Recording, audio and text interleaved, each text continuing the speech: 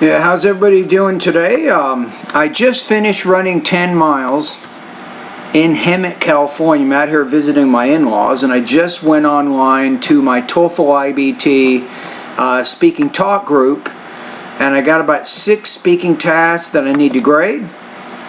And this first one is by the name of Zapata. So he answered a question. It's a place that I visited when I was a child. And let me go ahead and get the rubrics up here too. This is a hard one because it's asking students to describe the place first and then explain a favorite memory they had while visiting the place. So a lot of students, they go directly to why it's their favorite memory, but they don't tell what the favorite memory is, and they don't really describe what the place is. So I need to check to see if this student answers both parts of this question. So before I do that, I'm going to go ahead and click on the rubrics too. So whenever I'm doing TOEFL speaking, I like to see the rubrics at the same time I'm listening to the response, and I want to give comments the very first time I hear the response. So right now is the first time I'm listening to this speaking practice test. Okay, so I'm going to go ahead and talk to the student here. So,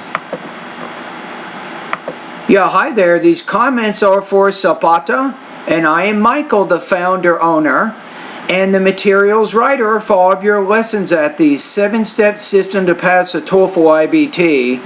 And I'm going to listen to your very first speaking practice test on my online course. And let's take a look at this question before we do anything. Okay, so the question is as follows. Describe a place you visited as a child. What is your favorite memory while visiting this place? So it's a two-part question. Describe the place first, and then talk about a favorite memory that you have.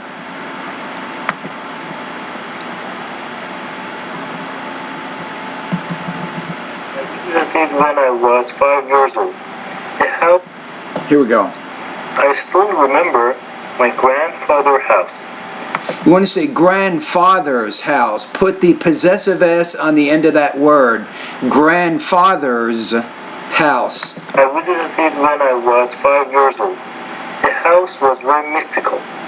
There were lots of old furniture and everything were dark. So on that time I remember at first I was scared. But after You were what? Let me go back to what you just said.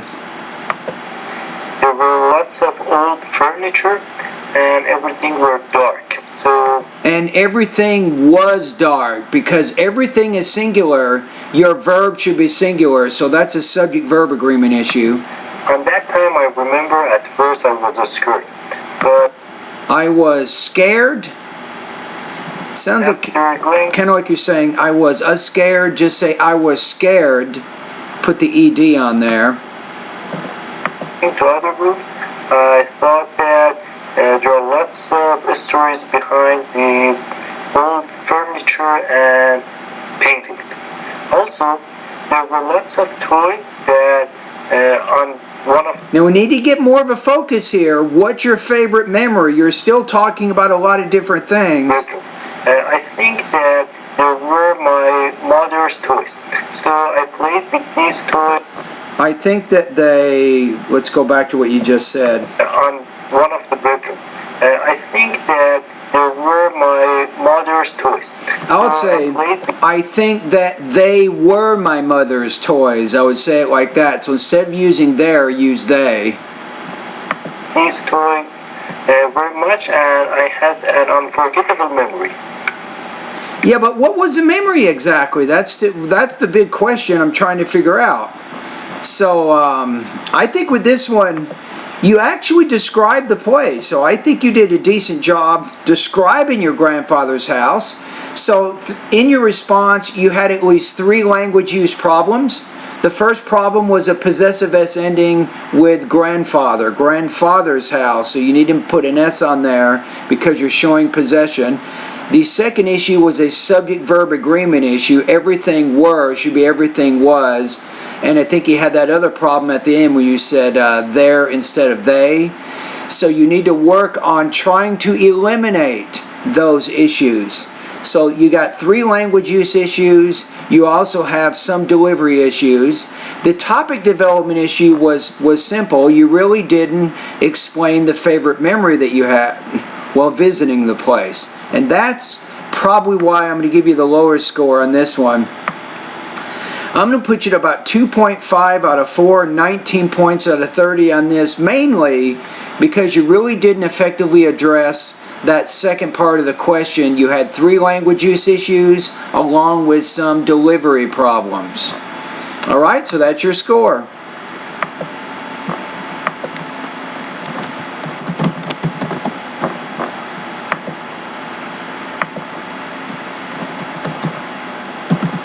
And that student, Zapata, excuse me, this is the first independence practice test that he submitted at my website. So it's his very first one, but for me it's my 7,000. I've graded over 7,000 independent and integrated speaking practice tests. Okay, let's go to the next one.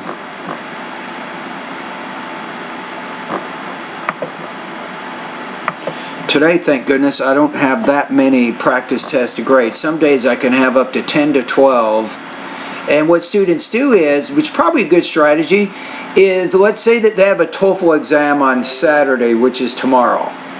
So what these students do is, the 2 weeks leading up to the TOEFL exam, they do practice, practice, practice. They send me a lot of speaking practice tests during that time to get as much feedback as they can to eliminate the problems that they might be having. And then they try to get ready to take the TOEFL test.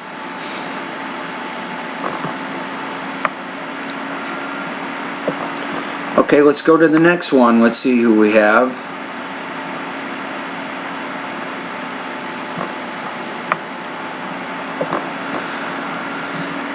Okay, this one is Meg Delmeda. She's doing TOEFL Independent Speaking Practice Test number 16.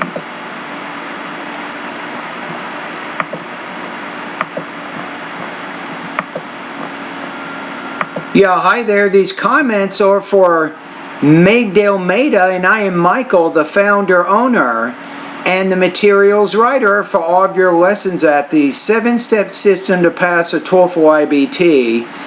And I'm going to listen to your independent speaking practice test number 16. So the question is, what are your strategies when you're busy with a lot of homework and assignments and this speaking task appeared on the official TOEFL exam? Alright, so let's hear what you have to say. When I'm found in a situation with a lot of homework and assignments to be done, first of To be done. Done. I try to set my mind peaceful, and then You try to set... I can't quite get that. Hold on.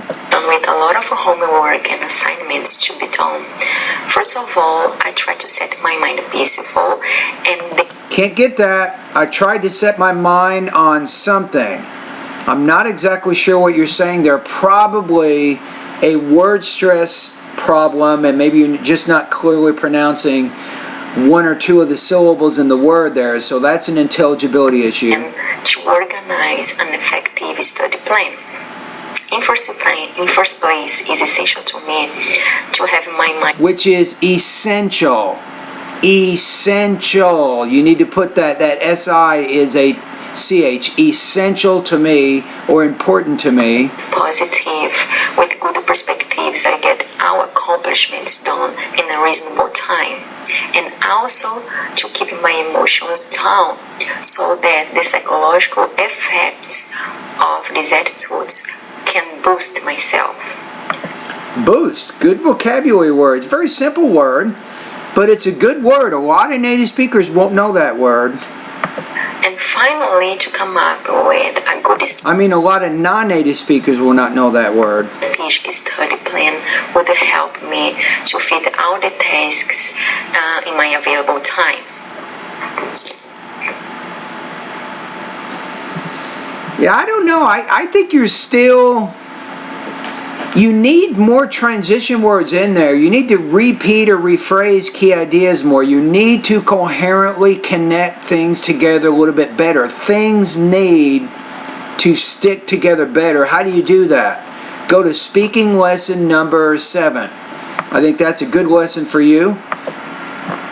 I got one more pronunciation lesson. If you want, you can record some practice to this particular lesson because these vowel sounds are killing you. And until you learn how to pronounce these vowel sounds, you're not going to be able, you won't be able to speak as clearly as you need to for the TOEFL IBT exam. So here's your homework assignment. Are you ready? Okay, I want you to go to pronunciation. Where is it? I'd like you to do Speak Clearly lesson number 8. If you can do some of that practice and then post it at my Voxy Pop group for me to listen to, that would be good. And then another one,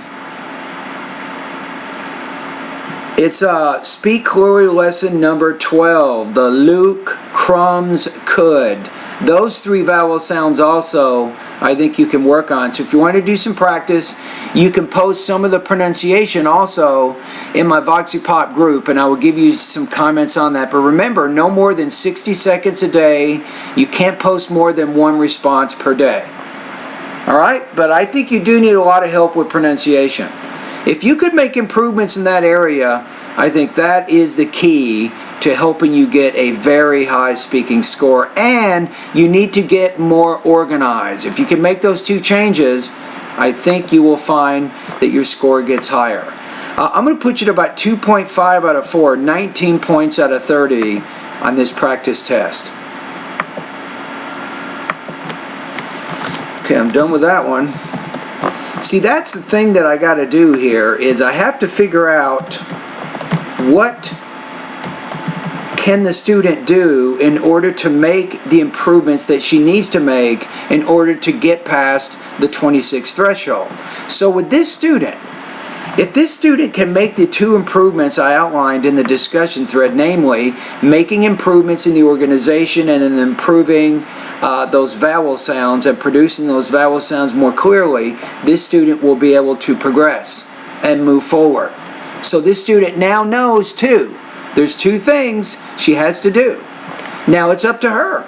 She has to solve these problems. But it's my job to tell her what they are. Then she works on solving them. And then she posts more speaking practice. I give her more feedback to tell her if she's getting better, if she's the same, or if she's worse. That's part of my job. Is to tell her from the other end how she sounds. Okay, now let's go to the Voxy Pop group again.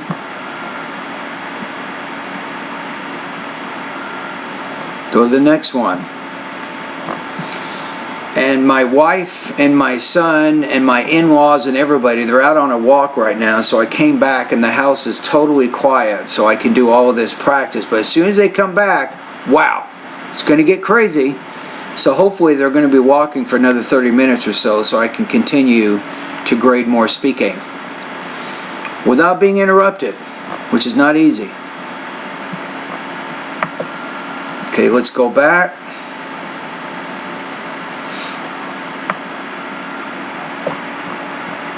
Okay, I think I have all of them on the second page graded, but let me double check one more time.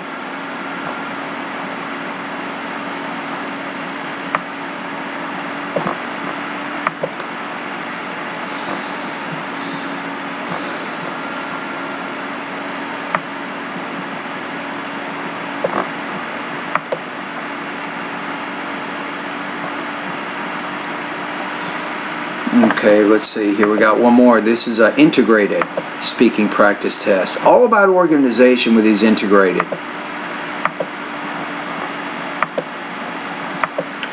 Hi there. These comments are for SSA, and I am Michael, the founder, owner, and the materials writer for all of your lessons at the 7-step system to pass a TOEFL IBT. And I'm going to listen to your integrated speaking practice test number 11.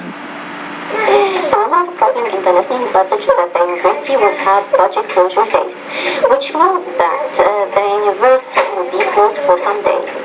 The woman didn't like the idea and she thought that it may affect her education process. The man agreed with the idea and he explained to the woman why the university did so. The budget closure days in the university for saving money. And according to him, if the university didn't do so, Now, I would say when you get to the beginning, let me listen to it again. the woman's problem in the listening. I would say that the two students discuss a policy about budget closure days on campus. And then you talk about what the woman and the man's opinion is and so on. So you need to give your response ahead or beginning. That's my first suggestion. You're explaining everything accurately, but that would be my suggestion there. That the university would have budget closure days, which means that the university would be closed for some days. The woman didn't like the idea and she thought that it may affect her education process. The man agreed with the idea and he explained to the woman why the university did so. I would use there agrees. The woman disagrees with it, the man agrees with it, because you're summarizing the information. Use the simple present verb tense to do that. The budget closure days in the university for saving money. And according to him, if the university didn't do so, they will increase the tuition to double each semester. The woman seemed to be convinced with the man's point of view, and she said she may have the opportunity during those days to do the homework or prepare for the exams. Personally, I totally agree with the man because it would be too much for the students to pay double of the tuition each semester.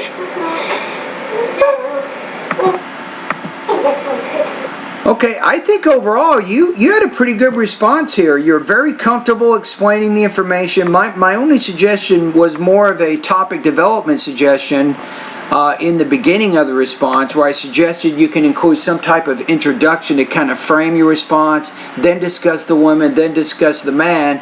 Then you probably have a little bit more complete, coherent organization to your ideas, right? But this was good. It was a good response. It was an accurate response. And you had pretty good control over vocabulary and grammar. Didn't have a lot of delivery issues. You're even changing your intonation a little bit. And if anybody in my Voxipot group is listening in, I know that some of my students like to listen to comments to other students and things. I like how she's completing this response with background noise. There may be some children in the background making some noise, playing with toys or whatever. That is perfect, because when you go to the TOEFL exam, it is very noisy during the speaking section. So if you get used to that background noise now, then it's much easier when you take the TOEFL on the test day. You will be able to concentrate better with all of those distractions. It will never be perfect at the testing center. All right, so SSA, let's take a look. I like it. I'm comfortable. I'm going to put you between at least 24 to 26 points out of 30. I think it's possible you could get a score of 4 on this one. So very good job on this practice test.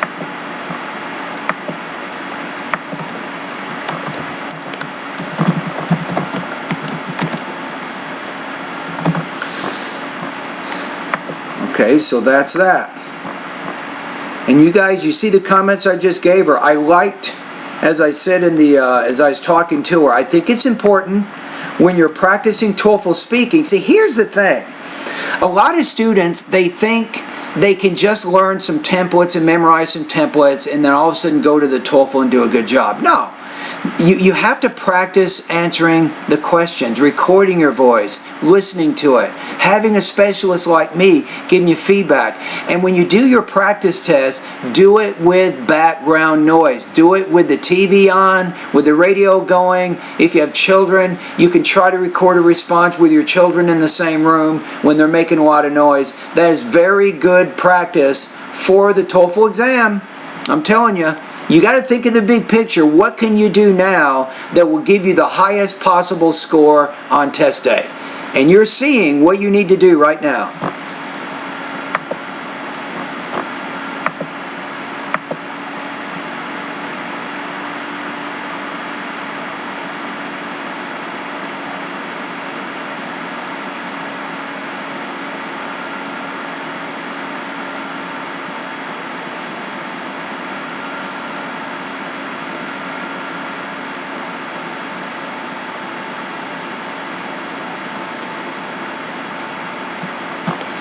Okay, I have a couple more to do. I should probably check my email too here.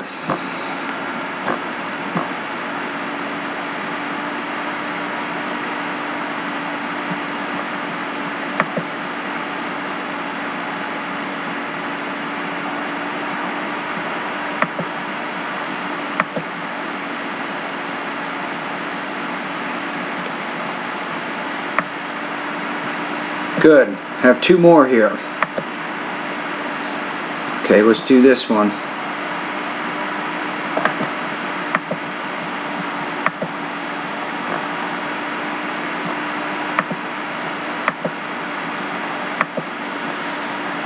Yeah, hi there. These comments are for Dieta79, and I am Michael, the founder, owner, and the materials writer for your lessons at the 7-Step System to Pass a TOEFL IBT.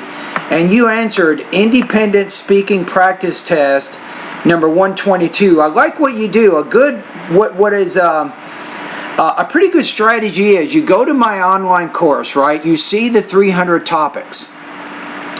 Just go to a random topic, pick it. You've never seen it before. Take about 15-20 seconds, jot down 1 or 2 keywords, then answer the question. If you do that, that will simulate exactly the TOEFL exam. Right? Now, I'm not saying you have to do that every time. I know some students, they like to look at the question, they think about it for a while, they jot down maybe some sentences, or they even write out the whole response. They practice it several times and then post it for me. You're still learning. Any way you want to do it, you're still learning your English, you're developing your language use, you're learning how to organize, all those things. Okay, so the question here is, it says some people prefer to eat 1 to 2 large meals each day with no snacks in between, whereas other people prefer to eat 4 to 5 small meals with some snacks in between. Which form of eating do you prefer and why? Fair enough. Here we go. I prefer to eat 4 to 5 small meals rather than to eat 1 to 2 large meals. First of all, eating small meals helps me to lose some weight. For example, when I eat small meals, I stimulate my body's metabolism in order to burn more fats. And this helps me to lose some weight in Now, I had a little bit of trouble understanding some of 4 that. to 5 small meals rather than to eat 1 to 2 large meals. First of all, eating small meals helps me to lose some weight. For example, Yeah, it helps me to lose some weight. I had a little bit of trouble with weight because you didn't say it quite loud enough. when I eat small meals, I stimulate my body's metabolism in order to burn more fats. And this helps me to lose some weight in I simulate my body. I couldn't get exactly all of a that. short time. Moreover, it's more healthy to eat small frequent meals. For example, last week I read a medical article about our digestive system, and I knew from this article that the digestive system can easily digest any small meal easily and quickly. Therefore, whenever we eat small meals, we don't suffer from any indigestion or heartburn. However, when I eat a large meal, I always suffer from diarrhea, constipation, and stomachache. Good specific words in there. Wow. See, you always do that. You do the examples. Anybody who's listening to this practice test, this is a good example of how you can use very specific vocabulary to help support your points. Now, my problem, I'll be honest with you, there were some intelligibility problems. There were a few words in there I had trouble listening to, understanding. That's it. Everything else was good. Very good language use, good topic development. You had some minor intelligibility issues. Therefore, I'm going to put you at 3.0 out of 4, 23 points out of 30 on this practice test.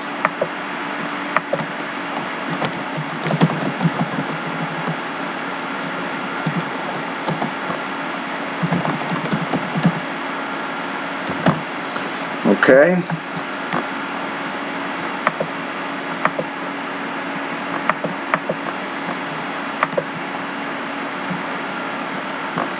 I think I have one more after this. I can check my email.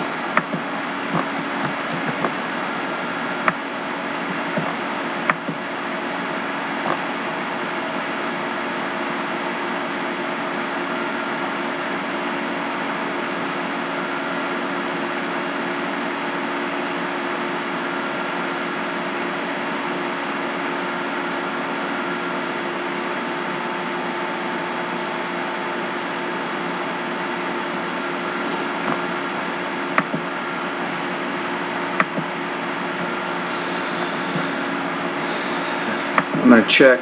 When I check my email, the first thing I need to do is to forward over all of the independent and integrated writing practice tests. I send them over to my teaching assistant, who scores them the same day. So my students, in many cases, when they do a writing practice test, they get feedback the same day or the day after. So I want my students to know that somebody is always reading and listening to their practice tests. They never go unnoticed. And what happens is, the students know I'm going to listen to their speaking, I'm going to read their writing, they're comfortable, confident, they practice more and more and more. And guess what? The TOEFL score goes up, up, up, up, up, higher and higher and higher. Why? Because they're practicing so much. Okay, let's try this one. Marcelak, interesting enough, he's trying to practice the subjunctive mood. He did a practice test the other day, and he was avoiding a certain type of grammar, so we're going to see if he made any improvements with his grammar.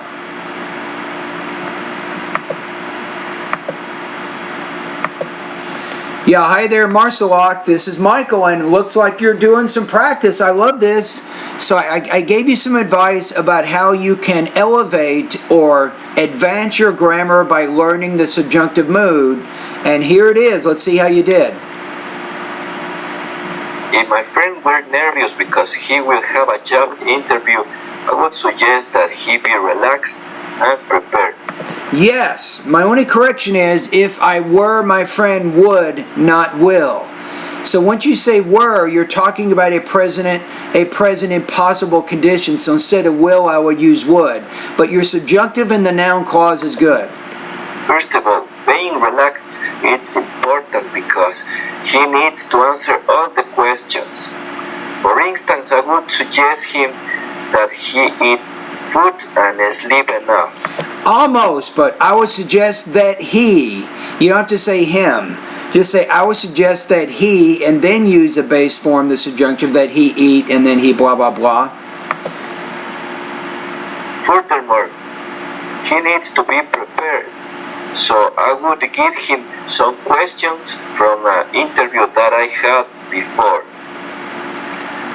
Overall, because he needs to be relaxed and prepared, I will give him those suggestions.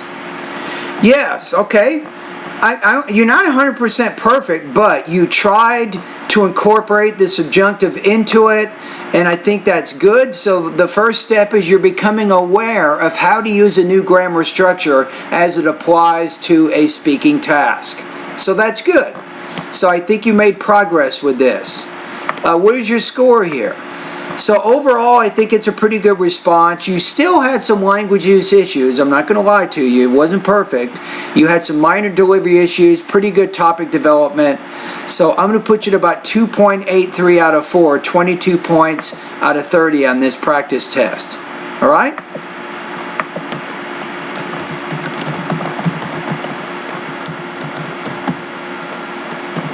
See, in Marcelak's case, the one that you guys just listened to here, when he did his practice test, I noticed he was avoiding what I call the subjunctive mood and noun clauses. He wasn't using it. He was doing everything he could to not use that grammar. But because of the way the question was framed, it would have been perfect for him to use that grammar. So I scored him lower, and I told him to go to Google to learn a little bit more about the subjunctive mood. He did, and then he incorporated it into his response on his next practice test submission. And to me, that's progress.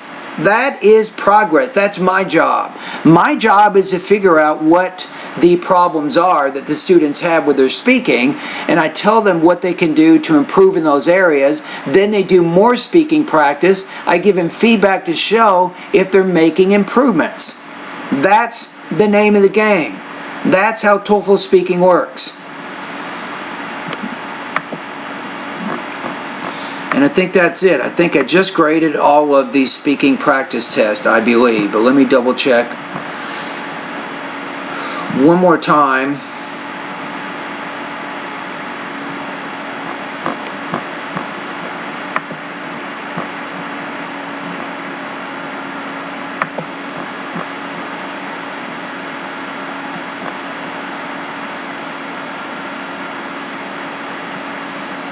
Okay, we just saved that one. And keep in mind here, everything that I do, it's interesting. There are so many of these students, I wish I could meet them in person, but I never do. I don't even meet them by Skype. We never meet each other directly. My students go to my website, they post the speaking and writing, they do the vocabulary, the pronunciation, the grammar, the reading, listening practice. They do all of it online at my website, and I give them comments by email, I give them audio comments, I give them written comments from time to time. And some of these students, for example, Marcelak, if I could just sit down and have dinner with him, I think that would be cool. Or to talk to D8 and say, hey, it's been nice having you as a student. It doesn't work like that because I teach students from more than 60 countries all over the world. We never meet in person. But, there's a kind of a connection. It's weird. I think some of my students feel it, I feel it. There is a connection, a bond that we have. I'm helping them solve issues. It helps them to be more successful. It gives me satisfaction because I feel like I'm doing something good in my life and I'm not just being selfish the whole time. I like to be able to be of service to other people. And my online TOEFL course gives me a chance to do that. I think that's it. So I just finished all of the speaking, unless, let me go over to my email for just a minute. Sometimes I have some at email too that I have to listen to.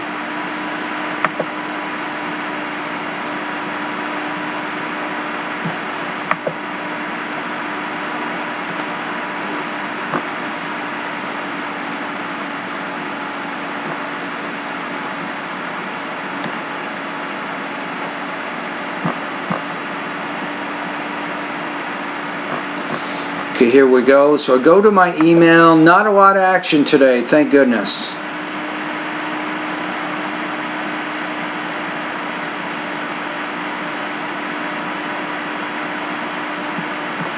Okay, so I'm taking a look at my emails right now. So we have an independent writing practice test. I'm going to send that over to my TA right now.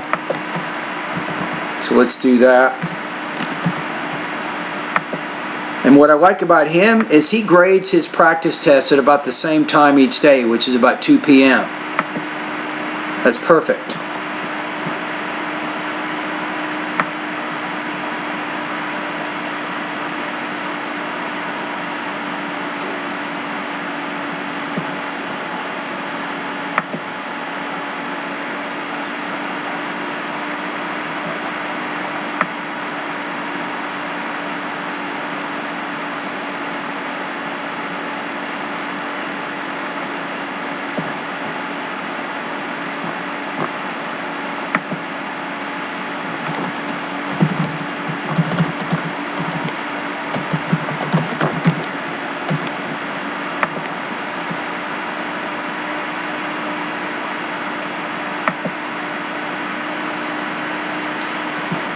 Okay, I think it's pretty quiet today. Not a lot of stuff going on.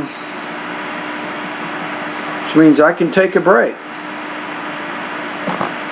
Alright, that's it.